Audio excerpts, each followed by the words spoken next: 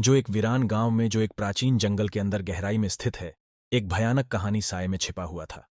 कस्बे के लोगों ने एक बदतमीज रूह के बारे में सरगोशी की, जो जंगल में घूम रही थी, रूहों को अपने होने का दावा करने की तलाश में थी। लेजेंड ने एक नौजवान औरत, आना के बारे में बात की, जो बिना किसी सुराग के गायब हो गई थी और अपने पीछे सिर्फ नाकाबल बयान खौफ की एक पगडंडी छोड़ गई थी। साल गुजर चुके थे और आना की गुमशुदगी की याद गांव के इज्तिमाई शोर की मध्यम गहराइयों में मध्यम पड़ने लगी थी। लेकिन एक बदकिस्मत रात, जैसे ही धुंध का एक घना कंबल जमीन पर छा गया, अजीब और गैरहाजिर घटनाएं सामने आने लगे। सरगोशियां दरवाजों से गूंजती थीं, उनकी आवाजें एक दूसरी दुनियावी गूंज से भरी होती थीं, जो सुनने की हिम्मत करने वाले का खून जमा देती थीं। बच्चे फर्श के तख्तों टकराने की आवाज और एक औरत के रोने की आवाज से बेदार हुए। उनके कंबलों ने उन देखी कौशल्यों को उनके खौफ से खिलावड़ के तौर पर खींच लिया।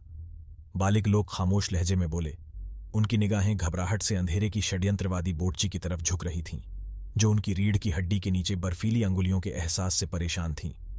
जैसे जैसे रातें लंबी होती गईं और हवा ठंडी होती गई, एक बार मुतहर्क गांव हमेशा के लिए दहशत की हालत में आ गया। दरवाजे नाकाबिल फहम तौर पर बंद हो गए, गैर मशकूक रहेशियों को बूसीदा बदबू से भरे कमरों में फंसाया। साए दीवारों के साथ साथ रक्षा करते थे, उनकी हरकतें रोशनी की किसी भी मंदिर की खिलाफ वर्जी करती थीं, जैसे कि इसने जो अफरात फेरी फैलाई हो, उसमें कोई शरारती मौजूदगी जाहिर हो रही हो। जल्द ही गांव वालों को इस हकीकत का अद्रण था, जिससे वह तक हथियार इंटेंसाई उगड़ने में थे। आना की रूह रखवाली नहीं हुई थी। ये तौल पकड़ता रहा, घुस